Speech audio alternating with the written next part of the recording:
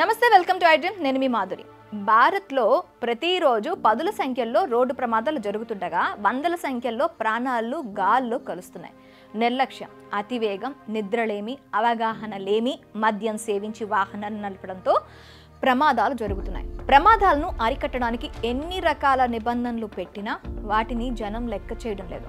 ప్రధాన రహదారులు, కూడలి వద్ద డ్రంక్ అండ్ డ్రైవ్ పరీక్షలు నిర్వహిస్తున్నా వాహనదారులు ఎలాంటి మార్పు రావడం లేదు. Helmet, wrong side triple riding చేసే వారికి జరిమానాలు విధిస్తున్నా పరిస్థితులు అలాగే ఉంటున్నాయి. దీంతో హైదరాబాద్ ట్రాఫిక్ పోలీసులు కీలక నిర్ణయం తీసుకున్నారు. రూల్స్ బ్రేక్ చేసిన వారికి చుక్కలు చూపించేందుకు సిద్ధమవుతున్నారు.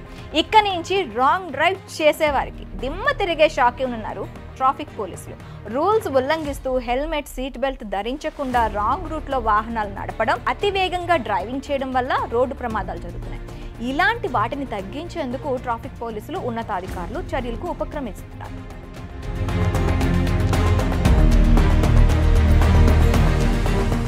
ఇకపై ట్రాఫిక్ నిబంధనలు ఉల్లంఘించే వారు, ముఖ్యంగా రాంగ్ రూట్లో డ్రైవింగ్ చేసేవారి డ్రైవింగ్ లైసెన్స్లు రద్దయ్యేలా చూస్తామని అన్నారు.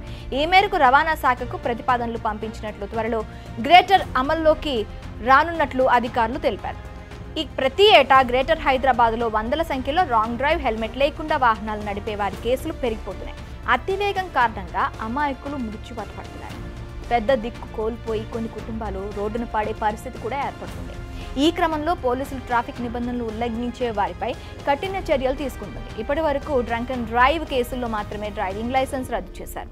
న్యాయస్థానాలు వారికి 2000 నుంచి 10,000 వరకు జరిమానా విధించడంతో పాటు 3 నెలల నుంచి 6 నెలల వరకు జైలు శిక్ష విధించేవారు. ఇప్పుడు రాంగ్ రూట్లో డ్రైవ్ చేస్తూ పట్టుబడితే ఇలాంటి చర్యలే తీసుకోవాలని ప్రతిపాదనలు పంపించినట్లు తెలుస్తుంది. మరి వాహనదారులు ఈ విషయాన్ని దృష్టిలో ఉంచుకొని ఇకపై రాంగ్ రూట్లో వెళ్లకుండా తగు జాగ్రత్తలు తీసుకుంటే మంచిదని అంటున్నారు. నేషనల్ క్రైమ్ రికార్డ్స్ బ్యూరో లెక్కల ప్రకారం దేశంలో ప్రతి ఏటా 4.5 లక్షలకు పైగా రోడ్డు ప్రమాదాలు జరుగుతున్నాయి. ఈ లెక్కన రోజుకు యావరేజ్గా 400కు పైగా ప్రజలు రోడ్డు ప్రమాదాల్లో ప్రాణాలు విడుస్తున్నారు. ఇందులో ప్రతి ఏటా కనీసం 10% పెరుగుదల కనిపించడం ఆందోళన కలిగిస్తుంది. అతివేగం, నిర్లక్ష్యపు driving, drunk and drive, traffic నిబంధనలు పాటించకపోవడం వంటి ఈ ప్రమాదాలకు దోహదపడే కారకాలుగా పరిష్కరించడానికి సమగ్ర విధానాన్ని అవలంబించాల్సిన ఆవశ్యకతను నివేదిక నొక్కి చెబుతోంది.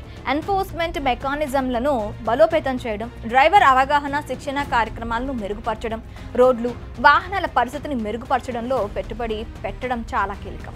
యుద్ధాలు, ఉగ్రవాదం, నక్సలిజం ఘటనల్లో మరణాల కంటే రోడ్డు ప్రమాదాల్లోనే మృతుల సంఖ్య ఎక్కువగా ఉందని కేంద్ర మంత్రి నితిన్ గడ్కరీ పేర్కొన్నారు. దేశంలో ఏటా లక్షల సంఖ్యలో రోడ్డు ప్రమాదాలు చోటు చేసుకుంటున్నాయన్న ఆయన, రోడ్డు ఇంజనీరింగ్లో లోపాలతో పాటు మానవ తప్పిదాలే కారణమన్నారు. ప్రతి ఏటా 1.5 మంది రోడ్డు ప్రమాదాల్లో చనిపోతున్నారని, కనీసం 3 లక్షల మంది తీవ్రంగా గాయపడుతున్నారని అన్నారు. దీనికి తగ్గట్టుగా రాష్ట్ర ప్రభుత్వాలు కూడా కఠిన చర్యలు తీసుకోవాలని సూచించారు నితిన్ గడ్కరీ.